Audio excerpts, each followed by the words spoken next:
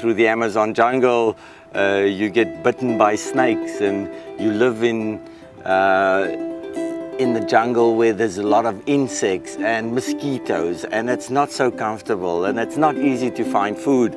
And then you think that's the worst that you've ever lived through. But then you go across Antarctica like I just recently did, and then you get to extreme cold conditions, -70, very strong winds.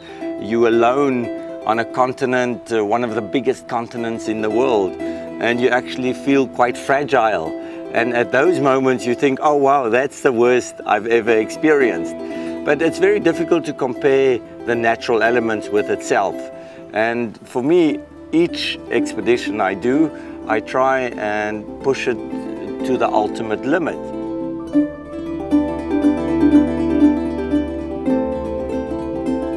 She always said, you know, you can't keep a lion in a cage. If a lion's a lion, he's got to roam free.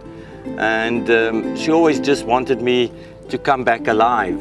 You know, I would wake up in the middle of the night and wake her up, and sometimes said, oh wow, I've had this amazing dream, and I think, you know, let's swim down the Amazon.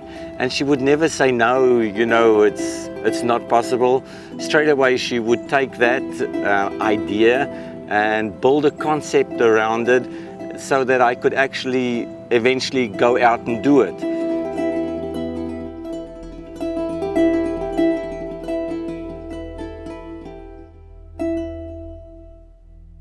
I've seen polar bears being attacked by grizzly bears. I've seen a lot of erosion. I've seen polar bear drown. I've seen big pieces of ice of Antarctica break off.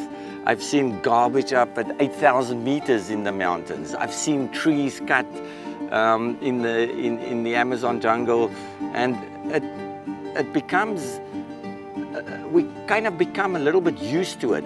But then I sailed through the garbage patch. It's the size of Mexico, just plastic accumulated in the ocean, where you just smell death. There's no live fish, there's no live birds. And that is so far away from our view that we forget about it. We think we put a plastic bottle in a trash can and it disappears. No, it's going to reappear somewhere else. And that's why we have to take care of, I think, our natural resources first of all. We've got to stop consuming at such a high level and think a little bit deeper on how can we conserve our planet.